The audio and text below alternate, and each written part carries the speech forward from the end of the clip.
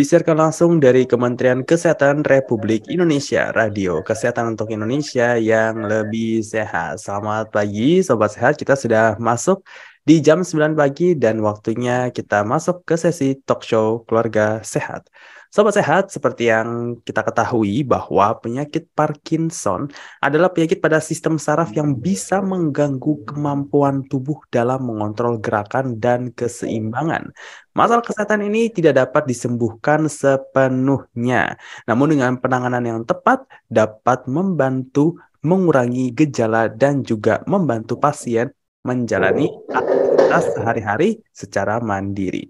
Untuk itu, melakukan deteksi dini terhadap penyakit ini sangat perlu untuk diketahui, terutama bagi yang memiliki resiko tinggi mengalami masalah kesehatan tersebut. Hari ini dalam talk show Keluarga Sehat akan mencoba membahas mengenai deteksi dini penyakit Parkinson bersama narasumber dari RSHS Bandung, yaitu Dr. Anam. Selamat pagi, Dr. Anam. Selamat pagi. Selamat pagi, Dok. Bagaimana dok kabar dok hari ini? Oh, sehat. Sehat, Alhamdulillah. Semoga sehat selalu ya untuk Dokter Anam dan Ya. juga untuk Sobat Sehat semuanya. Oke, Sobat Sehat, saya ingin mengingatkan yang mau bertanya langsung kepada Dokter Anam, bisa langsung WhatsApp di 0811 874 1919 atau tulis pertanyaan di kolom komentar atau question box di live Instagram Radio Kesehatan. Baik, Dokter Anam, untuk lebih jelasnya nih, Dok, boleh dijelaskan kembali, ini Parkinson itu sebenarnya penyakit yang seperti apa dan apa yang menjadi penyebabnya? Ya, selamat pagi para pemirsa. Terima kasih Pak Audi. Seperti Pak Audi tadi katakan, penyakit Parkinson ya. Kita harus garis bawahi penyakit Parkinson atau bahasa Inggrisnya adalah Parkinson disease. Ini adalah suatu proses penuaan yang dipercepat sel-sel neuron atau kita sebut dengan neurodegeneratif. Jadi perubahan fungsi struktur dari sel-sel neuron di otak, ya, terutama ini yang merusak itu bagian otak yang mengatur gerakan. Ya, ini karena produksi dopaminnya berkurang. Jadi pasien itu mengalami gangguan gerak, ya, yang akan kita bicarakan itu adalah tremor, itu gemetaran, rigid, kaku, akinesia, gerakannya lambat, dan terakhir tahun-tahun kelima menjadi gangguan keseimbangan. Jadi gangguan keseimbangan harus terakhir terganggu. Dan ini banyak sekali efeknya ya. Efeknya itu adalah kualitas hidup pasien. Dan yang mengasuh atau keluarga atau suami atau istri juga ikut direpotkan. Ya. Di samping itu Parkinson bukan hanya masalah gangguan motorik, tapi gangguan yang non motorik juga sangat banyak, seperti depresi, anxiety, cemas, sembelit, nggak bisa BAB tiap hari, ngompol, ya, kencingnya nggak bisa ditahan, badannya kaku, gerakan wajah yang nggak terkontrol, wajah topeng, tulisan kecil, banyak sekali. Jadi di samping motorik ada non motor, dan satu lagi adalah kalau sesudah memasuki 5 sampai 10 tahun ada gangguan daya ingat, gangguan eksekutif, memecahkan masalah, sampai halusinasi, delusi, curiga, selingkuh suami atau istri, dan pikun, nggak bisa mandiri dalam kehidupan sehari-hari. Jadi dampaknya luas, bukan semata-mata gangguan motorik, tapi gangguan non-motorik juga sangat penting. Itu Pak Aldi. Baik, dok, ini benar-benar rentetannya penyakitnya sangat panjang dan bisa berefek Banyak, kemana-mana, ya. dok ya. Ya. Dan orang tuh kenapa dok kok bisa kena Parkinson? Ya, ini seperti tadi kita katakan bahwa penyebabnya ada idiopatik, kita tidak tahu, tetapi sering berhubungan satu, ya, kalau kita lihat kembali adalah usia. Makin tua orang, makin mudah kena Parkinson, biasanya di atas 55 atau 60 tahun, ya, itu disebut dengan late onset Parkinson. Tetapi sebagian dari pasien itu sekitar 4%, kalau yang tadi tua di atas 50 atau 60 tahun itu 96%, 4% di bawah 55 tahun itu sebenarnya young onset, itu usia. Yang kedua, jenis kelamin. Pria mempunyai kesempatan terkena Parkinson 1,5 sampai 2 kali lipat dibanding wanita. Yang ketiga adalah kalau kita tereksposur, terpapar dengan pestisida, logam berat, pelarut organik, orang ngelem anak muda itu potensial sekali.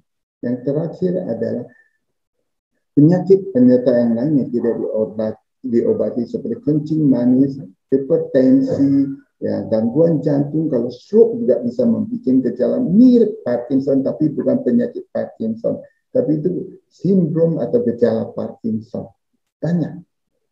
Baik, itu yang 4% di bawah usia 50 tahun itu berarti memang ada hubungannya juga dengan tadi yang seperti dokter singgung ya, mengenai mungkin kayak hidup dan juga penyakit-penyakit peserta kayak diabetes, jantung yang tidak ditangani dengan baik ya dok ya. Betul.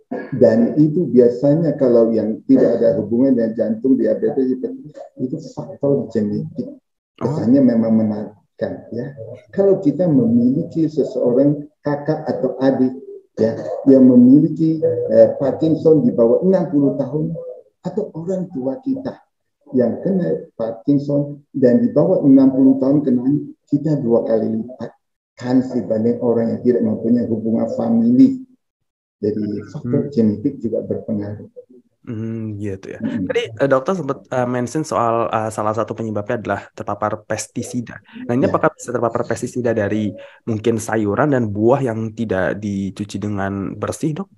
Ya, inilah masalah kesehatan masyarakat harus kita tingkatkan. Kita harus mengajarkan pada bapak-bapak atau ibu-ibu petani kita bahwa panen lagi semprot pestisida, insektisida itu tidak boleh cepat dipanen. Harusnya dari departemen atau dinas pertanian yang harus memberitahu. Ya. Jangan lupa sayur-sayur yang mulus itu yang dilumuri dengan pestisida itu juga kalau tidak dikontrol dengan baik itu adalah potensial. Ini dari bagian pertanian yang harus memberikan pendidikan. Baik, oke. Dokter Anam, apa yang meningkatkan resiko seseorang dapat mengalami penyakit Parkinson tersebut? Tadi sudah dijelaskan ya mengenai usia dan juga paparan racun, pestisida, logam. Namun seperti yang tadi dijelaskan nih dok, seperti apa tahapan perkembangan penyakit Parkinson ini hingga bisa terjadi pemburukan, dok? Ya, sebenarnya penyakit Parkinson kalau kita lihat di klinik yang datang ke kita itu kalau dia stadium 1 cuma gemetaran tangan. Dan kadang-kadang pasien bahkan tidak menyadari orang melihat tangannya gemetar seperti demikian. Dan itu berlangsung sampai 3 tahunan. Terus masuk yang dari semulanya kiri atau kanan bergerak menjadi dua-dua. Terus di tahap kedua, tahap ketiga badannya sudah mulai membungkuk dan jalannya sudah mulai perlahan-lahan. Karena itu sudah ada tanda-tanda dia mudah jatuh. Tahap keempat, untuk jalan dia harus dibantu orang. Tahap kelima, sudah tidak bisa jalan sama sekali di kursi roda. Jadi kalau pasien Parkinson di kursi roda dan tidak bisa jalan, itu sudah tahap terakhir. Itu bisa disebabkan kalau kita dari awal diagnosanya tidak tegak dan memberikan obat yang tidak tepat. Kalau dia mempunyai penyakit hipertensi, kolesterol, diabetes, dan tidak obati dengan baik. Jadi Parkinson itu bukan hanya masalah itu genetik, tapi penyakit penyerta juga sangat penting diobati. Baik. Dan kalau tadi salah satu cirinya adalah tangan tuh udah mulai gemeter-gemeter gitu dok ya. Itu juga bukan salah satu gejala orang kena stroke juga dok ya. Itu ngebedainnya gimana dok itu stroke atau Parkinson? Ya. Kalau pasien Parkinson gemetarnya adalah khas sekali, tangan dalam keadaan istirahat kalau kita letakkan di paha dia gemetar. Tapi begitu dia diangkat dari paha, kita gerakan tangannya hilang. Tapi begitu dia letakkan di bantal dia gemetar. Angkat sedikit dia hilang. Itu ada sebenarnya resting tremor. Kalau sesudah stroke ya mau duduk letakkan di paha, mau gerak tangannya juga tetap dia gemetar. So ini hal yang sangat sederhana, ya. Oke, jadi kalau dia diangkat dari misalkan dari paha gitu, dia gemeternya berhenti, Ya. tapi kalau misalkan ditaruh lagi, dia gemeter lagi, Ya, Dok ya. makanya dia harus dalam resting. Kalau dalam move atau action dia hilang. Oke. Dan selain itu, apa lagi, Dok? Tanda-tanda atau gejala-gejala orang yang terkena penyakit Parkinson yang umumnya terjadi? Sebenarnya di samping tremor ada body dementia. Gerakannya jadi lambat. Wajahnya itu, kalau Anda lihat wajah saya itu kedip. Dan saya bicara sampai menelan air liur. Normal itu refleks. Tapi orang Parkinson matanya akan seperti yang saya peragakan. Dia menatap. Dan jarang sekali dia kedip. Dan itu air liurnya sering keluar. Kenapa? Refleks menelannya itu nurun. Jadi Anda bisa temukan orang Parkinson itu di sudut mulutnya itu sering ada air liur yang mengering. Nah itu mendatangkan bau khas kali air liur kering. Itu satu. Dan pasien Parkinson juga itu sering ketombean. Ketombean. Dan itu kadang kulitnya itu ada bercak-bercak putih seperti kerak-kerak. Itu ada dermatitis seborrheic. Dan itu yang sekarang bau ini dideteksi orang dari 2019. Yang dideteksi paling banyak itu kelenjar keringatnya berlebihan. Sehingga badannya ada bau khas itu lemak. Makanya itu mulai dideteksi orang. Itu lebih dini. Di samping itu, 10-20 tahun sebelum gerakan motor ini, pasiennya kebanyakan juga ada gangguan tidur. Lagi tidur, migau, tangannya tinju-tinju, kakinya tenang-tenang. Itu bisa 5-10 tahun sebelum gejala tremor. Jadi banyak yang sebelum motorik sudah ada gejala. Nah, 90% pasien Parkinson kita sembelit, susah buang air besar, seminggu cuma sekali atau 2 kali. Sebaliknya untuk ngompol dia sering buang air kecil. Nah itu tanda yang perlu kita sadari ini ya, tanda-tanda awal. Muka topeng, tidak pernah ekspresi, mukanya seperti stres, matanya melotot dan tidak pernah itu kedip, air liurnya tertahan di mulut karena nelannya terganggu, suaranya kecil seperti dia kan suaranya hipotong. Lebih berat adalah kalau Anda pipakkan tangannya di dada, suruh dia berdiri, dia tidak bisa berdiri di tempat duduk. Jadi lambat. Terakhir, dia akan mudah jatuh. Stadium 3 ke atas mudah jatuh. Kadang-kadang keluar di kamar mandi, belok badan sedikit jatuh. Jadi ini perlu sekali diawasi. Tentu pada stadium seperti yang saya bilang, stadium 4 dan 5 sudah tidak bisa nelan. Kadang-kadang kita pasang selang makan. Jadi progresif.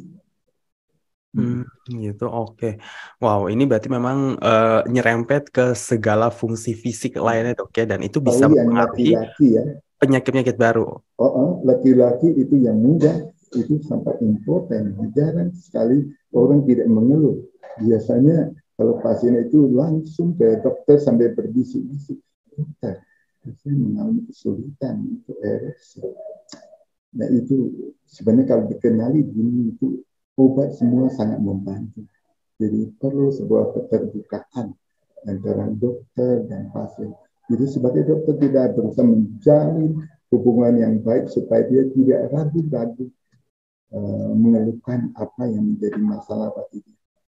Baik, Dok. Tapi kenapa, Dok, kok laki-laki yang lebih banyak berpotensi kena Parkinson, Dok? Ya, karena yang mengurus ereksi pada saraf itu otonom. Jadi saraf itu di dalamnya diserbuki oleh zat atau protein yang merusak saraf itu seperti alpha-synuclein. Jadi protein itu merusak sel-sel sarafnya. Saraf itu penting sekali untuk melebarkan pembuluh darah kemaluan. Nah, itu ada otonomnya. Jadi banyak sekali hubungannya. Baik, baik dok. Dan tadi dokter juga mengatakan soal salah satu eh, efek dari penyakit Parkinson ini adalah hingga ke ranah psikologis, yaitu depresi. Ya, Nah, itu boleh dijelaskan lebih detail dok. Kenapa kok jadi bisa sampai depresi? depresi pada pasien Parkinson ada dua jenis. Depresi terutama pada pasien yang onset. Anda bisa bayangkan seseorang yang lagi puncak karirnya 45 tahun, tiba-tiba gerakannya lambat. Tiba-tiba dia adalah seorang instruktur dan bicaranya kecil. Dan kadang-kadang air liurnya itu ngering di sini, baunya jadi gak enak. Itu depresi karena penyakit. Tetapi pada yang lansia yang di atas 50 atau 55 60 tahun itu depresi adalah bagian dari penyakit Parkinson. Jadi komplikasi bukan karena aspek sosial, tapi penyakitnya itu sendiri berpotensi membuat orang Parkinson mudah depresi. Gitu. Baik, jadi penanganannya ini bukan cuma sama dokter syaraf, tapi berkolaborasi dengan psikologis dan psikiatris ya dok ya? Betul, penyakit Parkinson tidak mungkin dan tidak akan teratasi dengan baik tanpa kerjasama multidisiplin. Dokter saraf mendiagnosa, memilih obat yang tepat, menghindari obat yang tidak berguna, yang memperburuk kondisi, mempercepat penurunannya. Kalau sudah ada delusi, halusinasi, depresi, kita akan bicara atau ngobrol sama sejawat psikiatri. Itu bisa coba dikasih ventilasi, psikoterapi, psikolog. Sebagian juga mau ke psikolog. Dan jangan lupa tahap yang terakhir, di mana obat sudah tidak bisa mengontrol, kita perlu kerjasama dengan bedah saraf. Kita sekarang sudah ada implan yang bisa masukkan elektroda ke dalam otak dan kita pasang itu stimulator di dada seperti pacemaker jantung. Itu namanya deep brain stimulation. Lepas dari itu, begitu diagnosa ditegakkan, kita harus bekerja sama dengan sejawat dari rehabilitasi, bagaimana merehab itu badannya yang bungkuk kayak demikian supaya pinggangnya tidak sakit. Bagaimana melakukan latihan supaya dia mempunyai endurance yang baik sehingga motoriknya tidak cepat menurun. Jadi perlu sekali kerja lintas ilmu. Baik. Nah, ini kita tadi udah denger ya betapa mengerikannya penyakit Parkinson ini. Maka dari itu, ya namanya deteksi dini ini sangat penting ya dok ya. Ya. Nah, itu gimana caranya dok untuk mendeteksi dini penyakit Parkinson? Satu, kenali gejala-gejala awal dari Parkinson. Atau di internet sekarang sudah banyak sekali atau ada istilah top 10 symptoms dari Parkinson. Itu tremor atau gemetaran, tulisan menjadi kecil seperti rumput dempet, badannya jadi kaku, gerakannya jadi lambat, suaranya menjadi kecil, terus ada gangguan penghidup yang biasanya kita mencium bau harum, cengkeh, minyak yang harum, dia tidak bisa mencium. Gangguan tidur yang saya bilang 5-10 tahun sebelumnya bahkan sudah terjadi itu tinju, gerakan tangan, sembelit, dan wajah topeng, wajahnya itu tidak pernah berkedip, menatap terus. Ya, itu adalah 10 gejala. Di samping itu, sekarang berkembang di luar negeri, kita bisa pakai DEXA scan, kita bisa melihat transport dari dopamin di dalam otak. Tentu ini bisa membedakan dengan penyakit yang lain. Selain Parkinson, juga orang mulai melakukan biopsi kulit. Jadi kulit di punggung, kulit di paha, dan kulit di tumit. Kita bisa biopsi sedikit dengan anestesi, kita lihat itu di dalamnya ada alpha-synuclein protein yang saya sebut tadi yang merusak saraf. Kita bisa lebih dini mengenal, bahkan kadang-kadang gejalanya belum menonjol itu sudah positif. Di samping yang saya bilang bau lemak itu sekarang sudah ada alatnya sehingga ditekan di dalam badan, disemprotkan gasnya, langsung diekstraksi lemaknya. Ini masih dalam tahap percobaan, belum dipasarkan secara menyeluruh.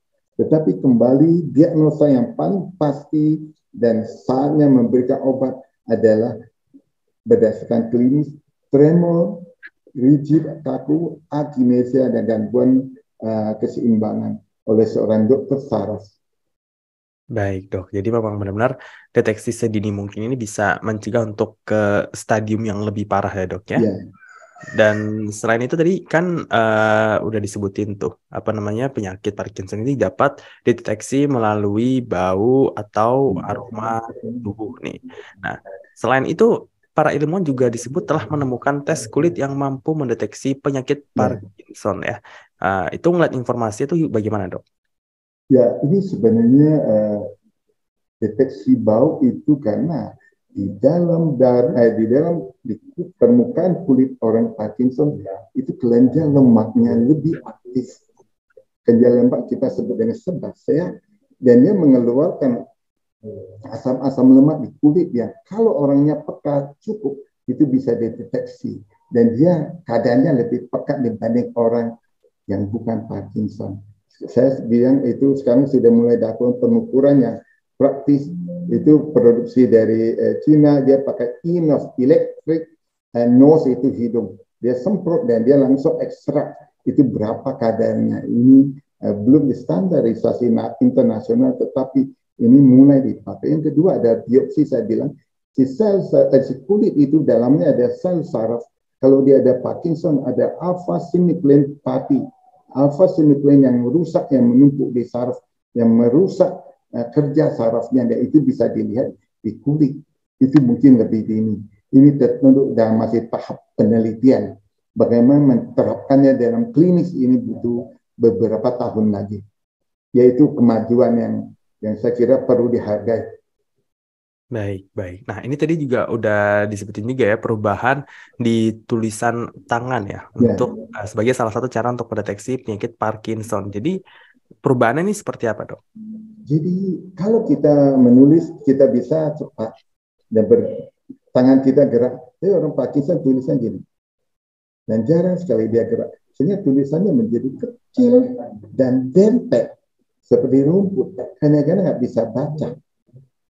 Ya, itu tulisan disebut dengan mikrografia, kecil dan dempet.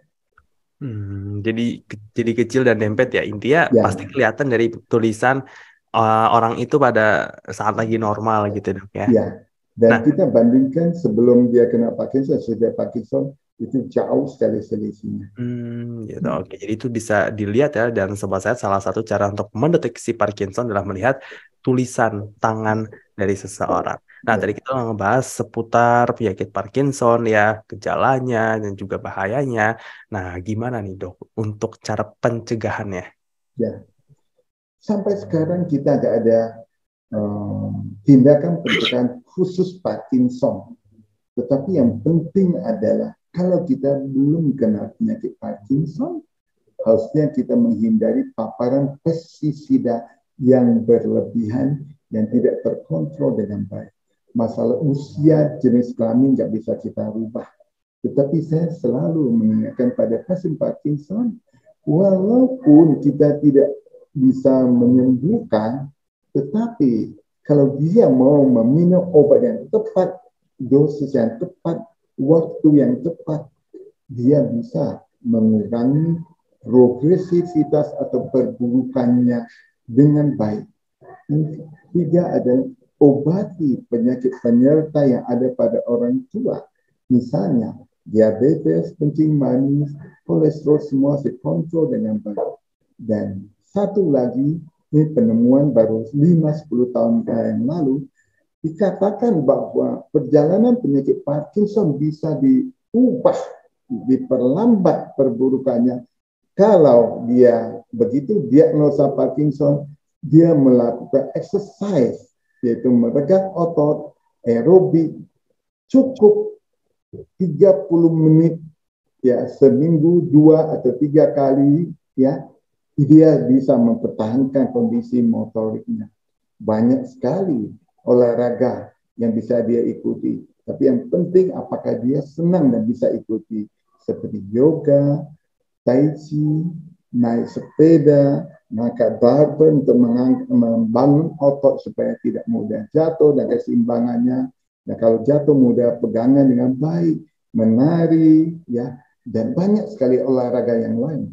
Bahkan ada beberapa yang agak ekstrim, itu dikatakan bahwa ada percobaan itu orang Hong Kong yang kena Parkinson usia muda, dia adalah seorang pemain Thai boxing, dia tetap latihan Thai boxing untuk gerakannya, dan dikatakan bahwa dia bisa mempertahankan kehebatan atau keseimbangan motoriknya juga dengan baik pada olahraga yang dini dan terus-menerus, dan itu sangat penting.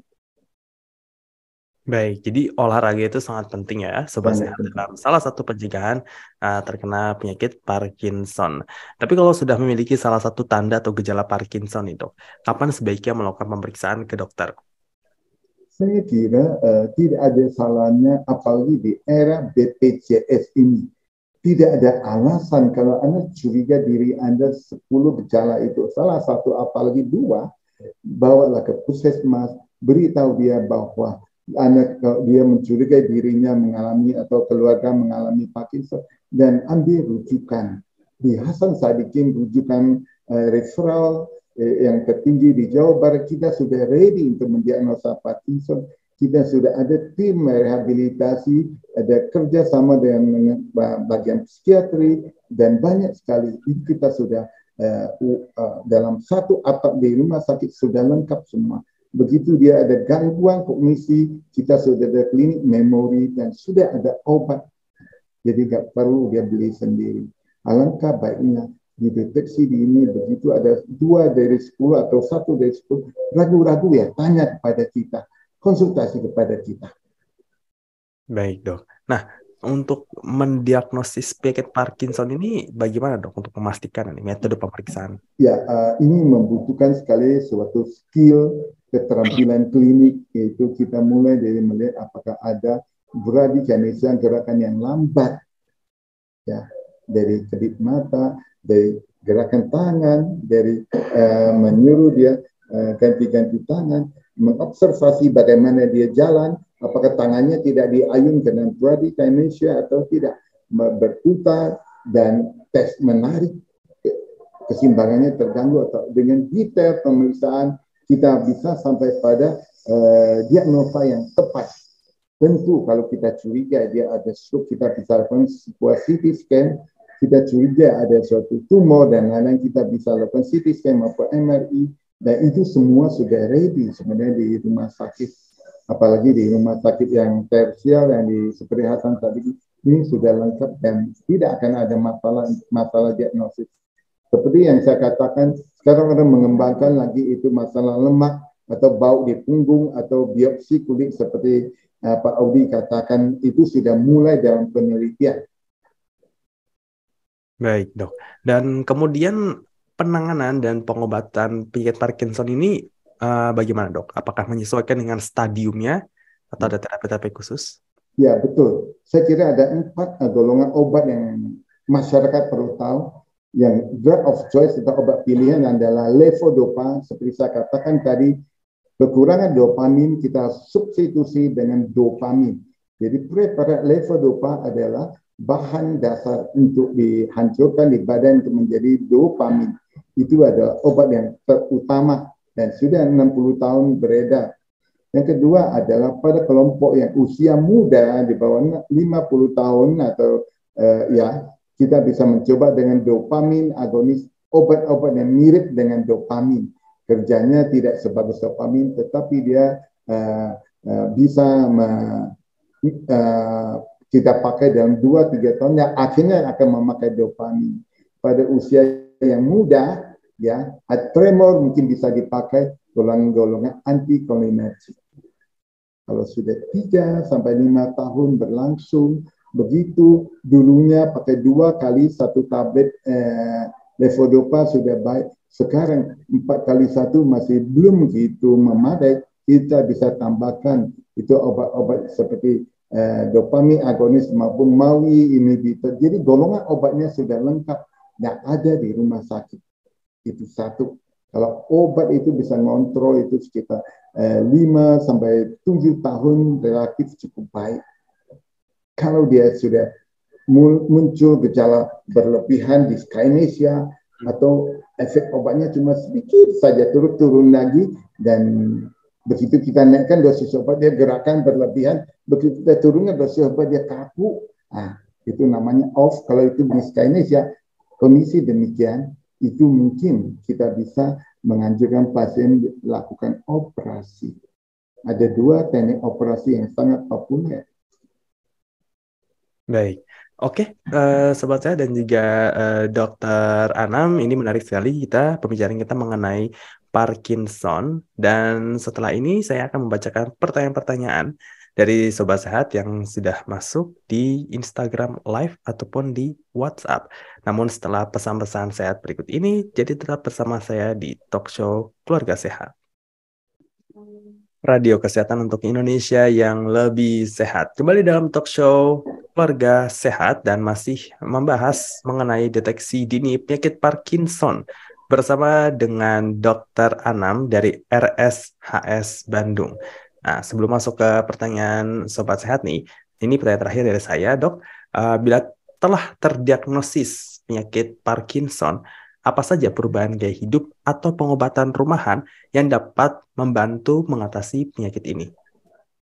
Ya, saya kira begitu diagnosa dibuat oleh seorang dokter saraf dengan tepat, lifestyle sangat penting, diet gizi yang seimbang, tentu 4 sehat 5 sempurna, ya, tidak terlalu banyak yang harus diubah. Tetapi saya cenderung menganjurkan agar penyerapan obat yang disebut dengan levodopa atau bahan dasar dopamin yang kurang itu, penyerapannya lebih baik. Sebaiknya diminum 1 jam sebelum makan. Kalau terpaksa karena ada gangguan lambung, mungkin 2 jam sesudah makan, supaya ya makanan terutama lemak dan protein atau putih telur itu tidak menghambat penyerapannya. Ini terutama yang perlu diperhatikan kalau dia tahap yang sudah stadium 3, karena kita membutuhkan sekali itu substitusi dopamin yang cukup untuk otak untuk memulai sebuah gerakan.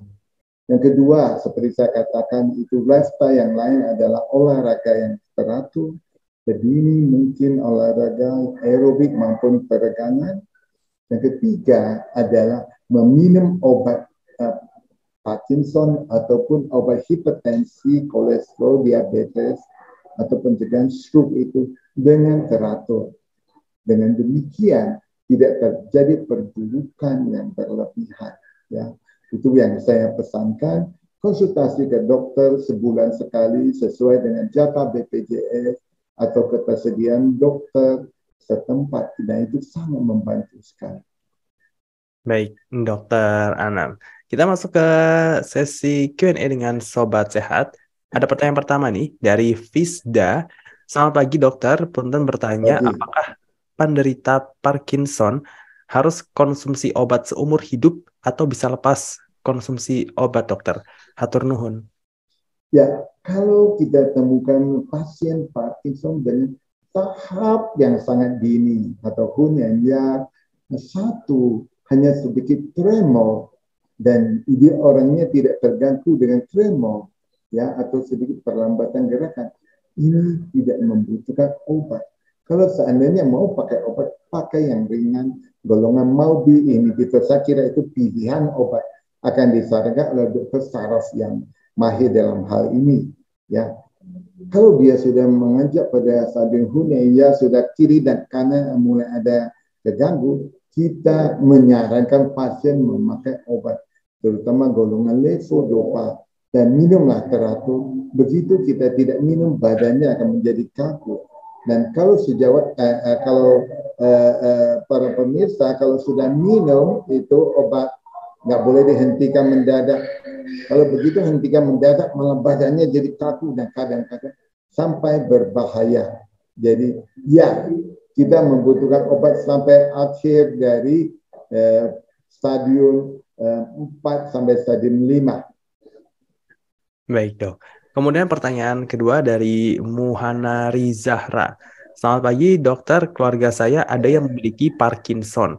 Apakah Parkinson bisa menurun pada anak dan bagaimana mencegah agar Parkinson ini tidak terjadi? Hatur nuhun. Ya, seperti saya katakan, faktor genetik memang ada perannya.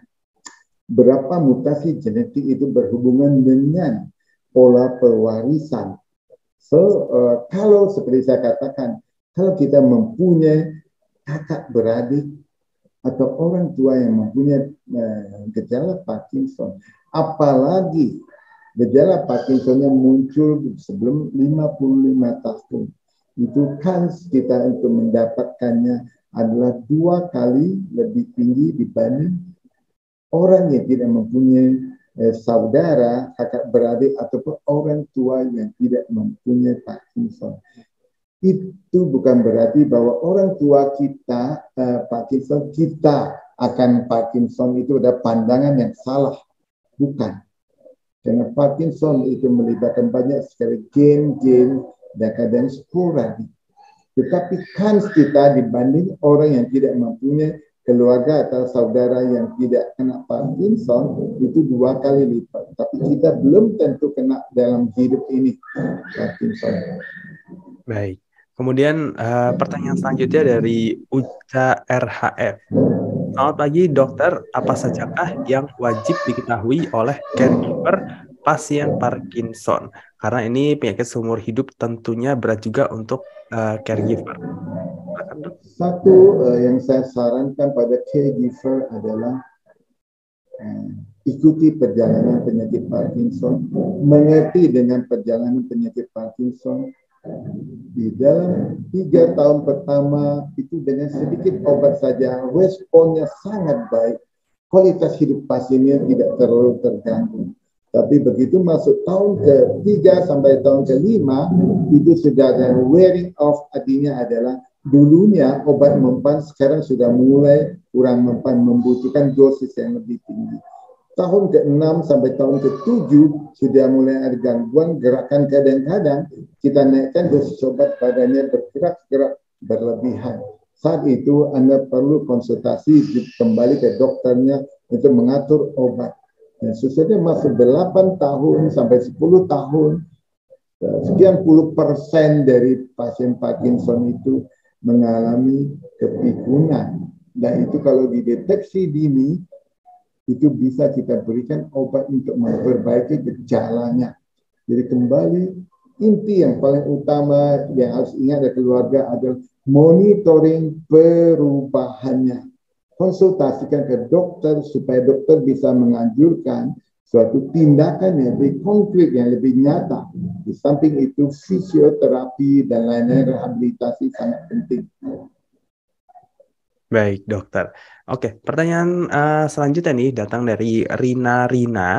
Selamat pagi, dokter. Bertanya, apakah konsumsi obat Parkinson ada efek sampingnya pada tubuh jika dikonsumsi terus-menerus? Saya dengar obat levodopa jangka panjang membuat gejala semakin memburuk.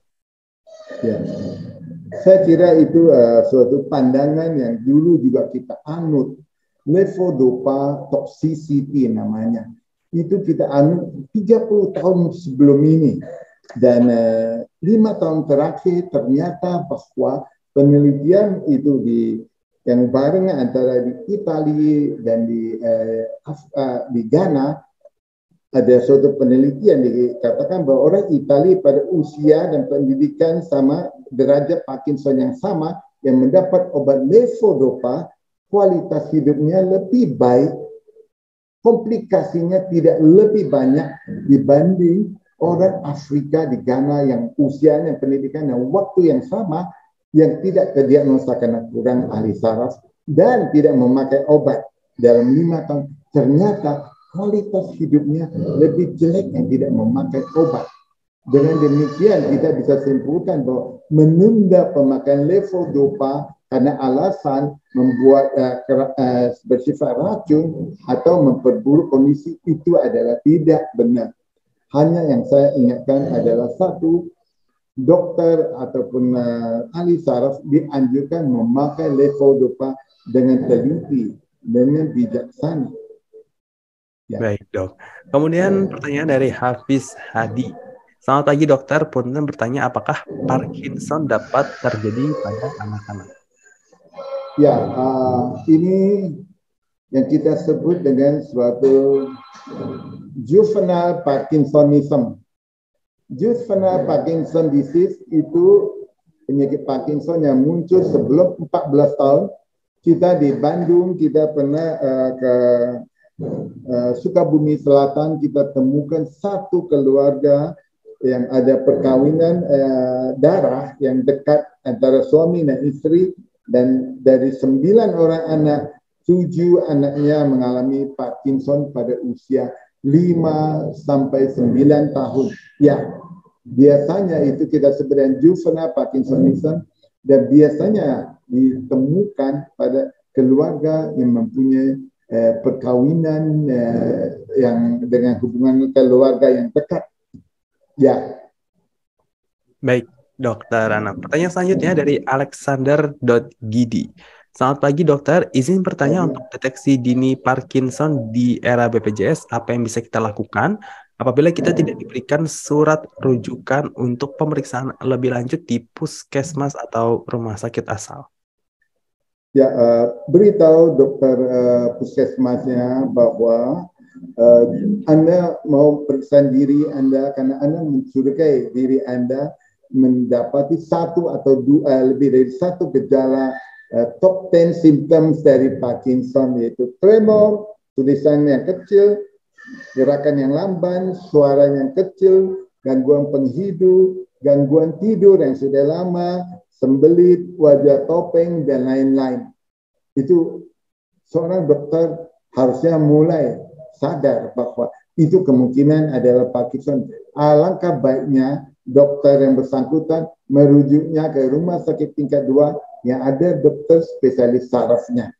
Kalau seandainya dokter spesialis saraf di tingkat 2 ragu-ragu apakah benar ini Parkinson atau penyakit Parkinson sesudah stroke atau penyakit yang lain-lain, silakan rujuk ke rumah sakit vertikal yang di PPK 3 seperti Hasan Sadikin. Saya kira kita cukup bisa mendiagnosa dengan baik. Seandainya kita ragu-ragu, kita lakukan beberapa pemeriksaan yang lain seperti MRI untuk mengeluarkan kemungkinan penyebab Parkinson yang bukan karena penyakit Parkinson. Jadi seharusnya rujukan itu berlaku. Baik, ini ada pertanyaan lagi dari Aida Baizura.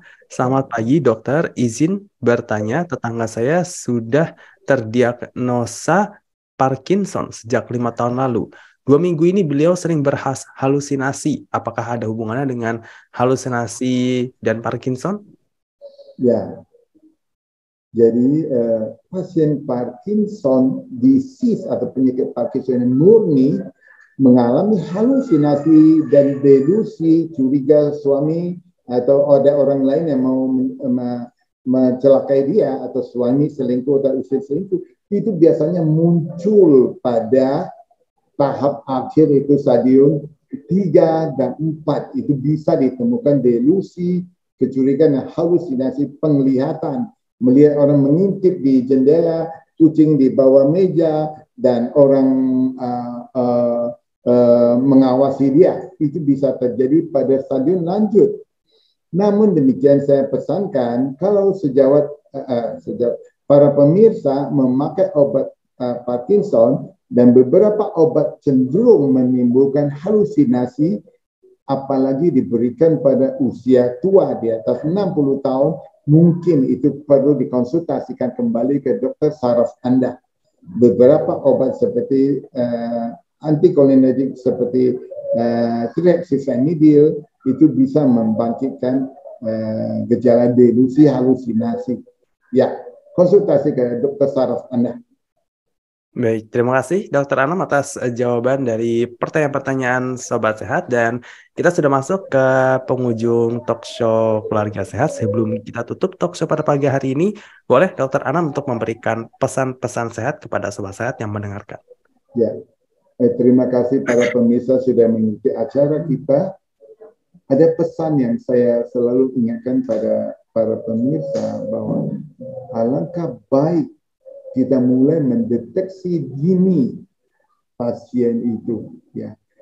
Kenali gejala-gejala Parkinson yang kita sebut tadi. Tremor, gerakan lamban, kaku, gangguan tidur, gangguan penghidup, sembelit, wajah topeng, suara kecil, tanda tangan sudah mulai tidak dikenal oleh bank, itu gejala dari Parkinson.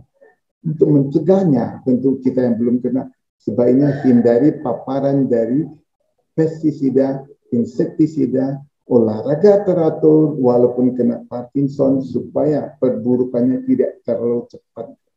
Obati penyakit penyerta yang ada pada orang tua seperti hipertensi, kolesterol, diabetes, penyakit jantung. Dengan demikian, walaupun kena, kita bisa menjalani hidup ini hidup berbarengan dengan Parkinson dan kualitas hidup yang baik. Dan Rumah Sakit Hasan Sadikin sudah ready dalam menemani Anda kalau Anda konsultasi ini.